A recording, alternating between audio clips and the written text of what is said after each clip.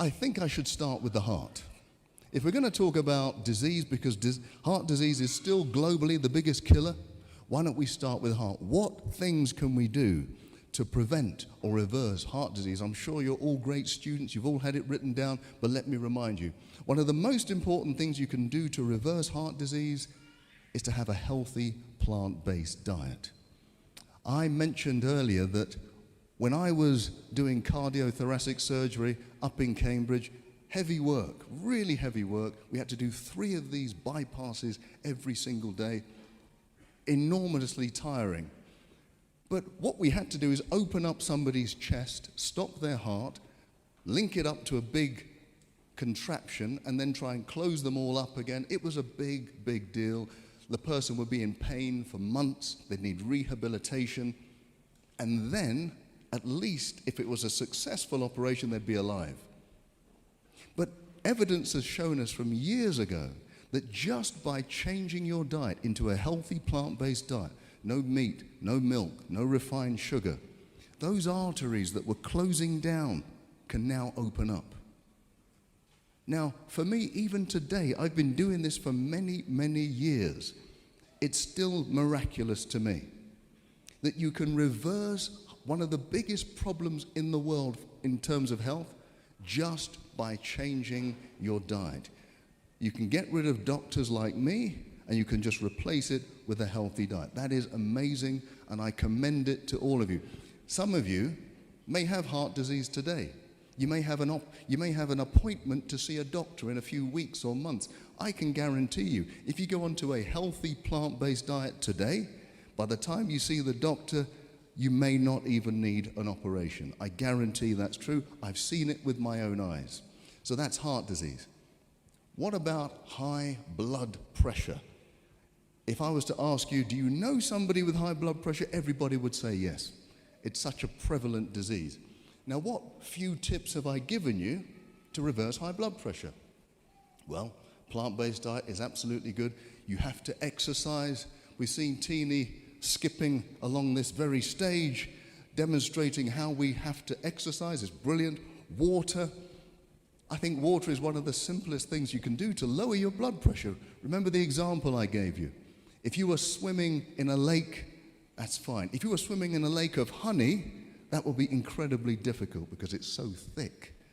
And that's what happens to your blood. If you don't have enough water in it, it becomes incredibly thick. You then have to use a lot of energy to push that blood round the system. Therefore, your blood pressure has to rise. Here's something though, going on from the plant-based diet, we said that greens do something quite remarkable in our arteries. They get the interior of our arteries to release a chemical called nitric oxide. That nitric oxide opens up the arteries all over. I told you nitric oxide is the active ingredient of Viagra. Okay, I know none of you have heard of it, none of you need to use it, but I can tell you when it comes to things like erectile dysfunction, rather than reaching for the pill, the best thing to do is reach for those greens. And let me remind you, gentlemen, because this is very important, if you have an episode of erectile dysfunction, you're at a high risk of having a heart attack or a stroke in the next 5 years. So rather than just going to the pill, start thinking about changing your lifestyles. Number 3, cancer. What things have we said about cancer? Well, I always tell people, and I've been speaking to a lot of people in the clinics throughout the weeks, if you have cancer, there are certain things that you must do. Cancer loves sugar. You must eliminate refined sugar. Vitamin D is key. You must have high levels of vitamin D. I recommend 20,000 units per day. Along with that, vitamin C, high dose.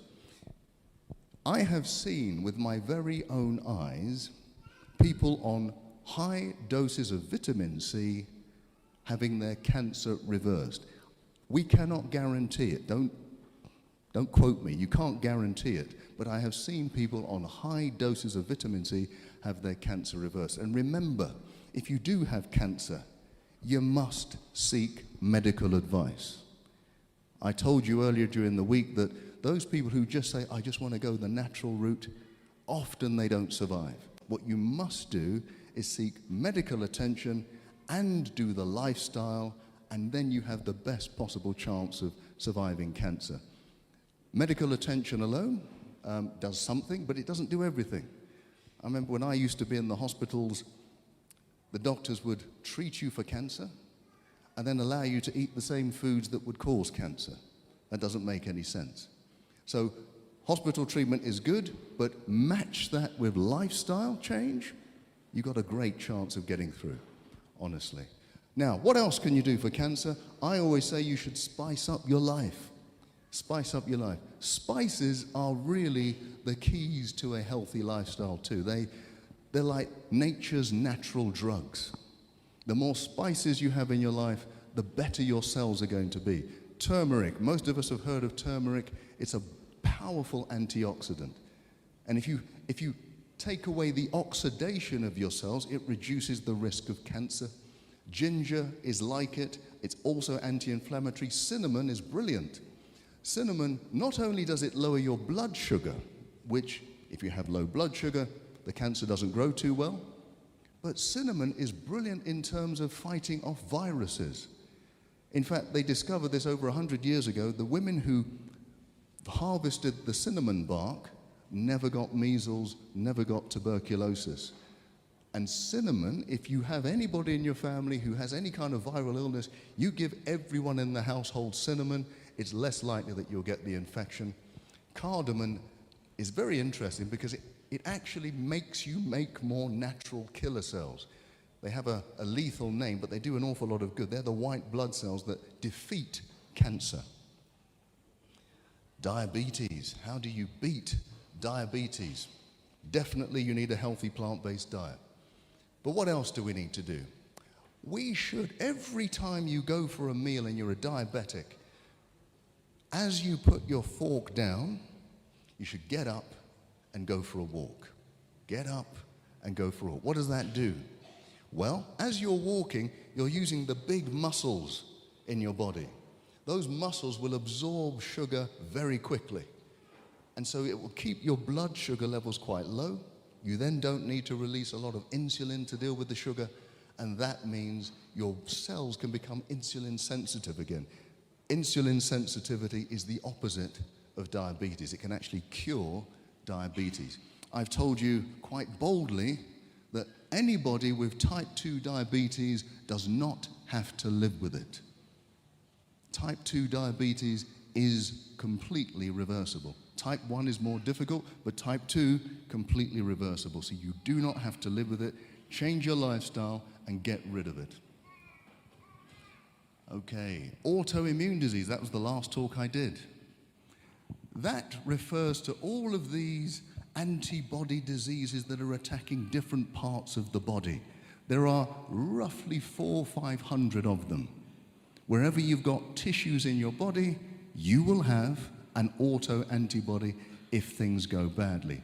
And I must say, although I didn't talk about it, one of the biggest causes of infertility is autoimmune disease.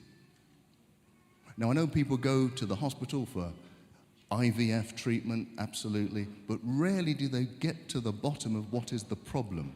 And it's usually that you've got antibodies attacking your organs inside that makes it almost impossible to conceive. So everything you've heard me talk about with autoimmune disease, you need to apply if you want to get pregnant. Okay. Now, you see my details. I'm hoping that in 9 months I'm going to get lots of communications of people telling me, yeah, we have a child. So it's possible, believe me. Now, some of the things, if you weren't here the other day, some of the big things that you need to do to get rid of autoimmune disease is get rid of milk, because milk is one of the key factors that generates these antibodies. Deal with stress. Make sure you avoid refined sugar. Have high doses of vitamin D. If you do that, you have a great, great chance. A bit like a little boy called Bart Simpson, don't have a cow man. Stay away from the milk. Okay. Now, this is increasingly a problem on this continent of Africa. Didn't used to be. You go back 50 years, There was very little obesity.